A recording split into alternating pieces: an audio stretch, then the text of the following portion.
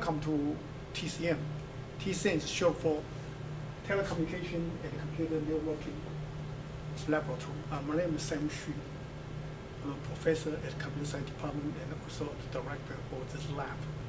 This lab was initially funded by Motorola in 1996. Every 2 to 4 years, our equipment gets updated. TCM has also received substantial funding from industry to support both research and service projects. Our research focus currently is on advanced web engineering. We have web application development, web security, web data engineering, and web-based healthcare engineering. We have several professors and a PhD student from College of Nursing participating in this joint project. In the funding focus, currently we are focused on getting funding from industry to support our research activities. So far, we've been pretty successful getting funding from industry. We start getting funding from industry in 1996. Since 1996, you can see, so almost every year we have funding from industry. And also, we've been successful in publication too. At this moment, we have the following faculty participating in this TCM research group. Also, we have teamed up with another 2 faculty from nursing.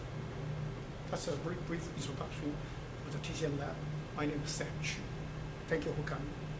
Hello, I'm Abhi Pandya. I and Dr. Sam Xu are in charge of this TCM lab, and we have several young faculty members who also help us out. So we have several very outstanding students. The main focus of our lab are research projects from industry, which are very hands-on research projects, where we have a big component of in-lab research that we do here and provide it to industry. We still have most of our students supported on the Motorola grant. And another fraction of our research deals with healthcare related things. We team up with researchers in the nursing college, and Shi Hong is one of the lead researchers along with her student Shuban, who are carrying out that work. Hello, my name is Shi Hong Huang. I'm here in a member of the TCM lab. My contribution, my main research in this domain is really for nursing language research.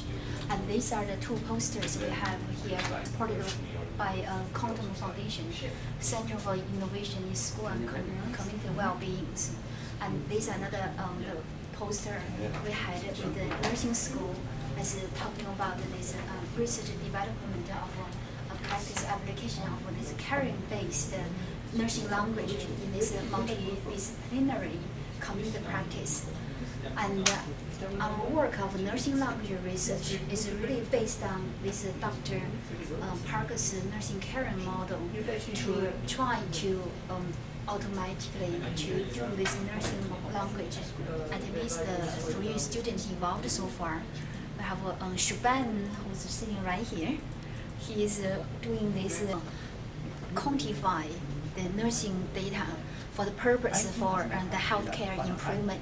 So we want to have this feedback, round-trip engineering from first assessment to the last evaluation and coming back to the whole nursing practice. I will have a separate presentation solely focused on this nursing language project we are working on. Thank you.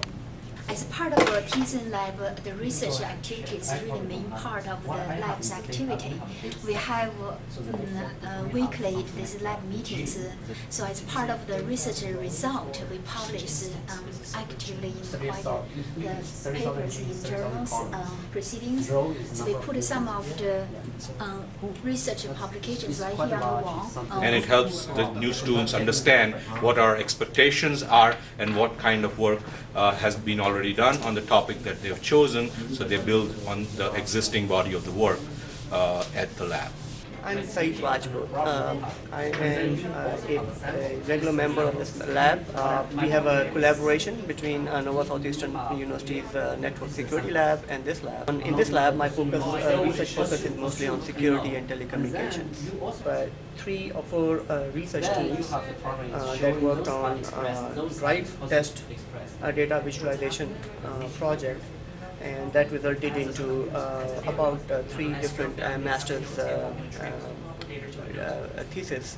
The data was collected through drive testing, specific routes, and measurements on a cell phone signal were made, and then we were able to plot various characteristics of the data over a map so that we can visualize the data properly. And this particular project was very helpful for Motorola to reduce the cost of testing in the field, their cell phones. Another focus of my research is on security. So in this research, Xiaogong Sun was one of my students, evaluated the effectiveness of a defense mechanism that he proposed against worms and internet malicious code that spreads on the internet.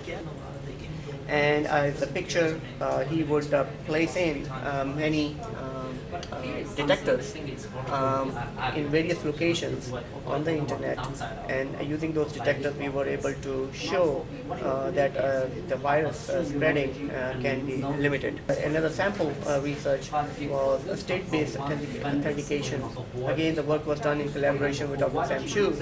Quite an interesting piece of work that Motorola found very useful, and I believe they're still using it. So this gives us an overview of a complete system that Motorola was trying to do. They had database servers in which the drive test data was initially recorded, and they wanted to have remote access to the information which was properly parsed, reorganized, so it could be searched easily. Several visualization applications were written so that users can visualize the data in a timely and more efficient manner. And this slide shows us the parser, automatic parser, and various filters and modeling tools that were developed, reporting tools, charting tools. Here is an interesting chart which shows the defects of various cell phone types. And this is an interesting plot where you can see that the data was actually plotted over Google Charts. So it will help people to visualize the data, and different coloring can provide different pieces of information. For example, the coloring can be used to rank the different strength of the signal. Visualization tool, as you can see, it's actually pointing to where the signal is coming from, and as the car is driving, it's actually redrawing the drive for you with proper annotations. It's a great tool, and I think they loved it. And you can literally see the speed of the drive and where the signal was coming, which tower it was coming from. So it's a very powerful tool for people to visualize the data. Reena is a PhD student. She is another one of our students who is working in the healthcare area. It's a very exciting project which involves multidisciplinary research with some of the radiologists and radiological technicians or radiological sciences and engineering people from University of Tokushima in Japan, some of the audiology and ENT people from FAU, and a physician and MD PhD also from FAU. What she's doing is working on people who have problems with hearing, in the sense of a disease called tinnitus. Very often people hear this buzzing sound in their ears, and it becomes very, very annoying. And what she's doing is developing computational models for that and trying to come up with a method to treat these people. Hi, my name is Serkan Dural. I'm working on the multi-user interference mitigation in 802.11 networks. A lot of users started to use the 802.11 networks, and actually that caused ununiform and non-homogeneous user distribution in 802.11 networks. As can be seen clearly here, some access points are heavily loaded, but some of them are not. Our idea was to develop an algorithm which takes into account the number of users connected to access point, and by using that data plus the transmit power of the access point, it can increase or decrease the transmit power of access point to reduce the negative effect of interference on other connections.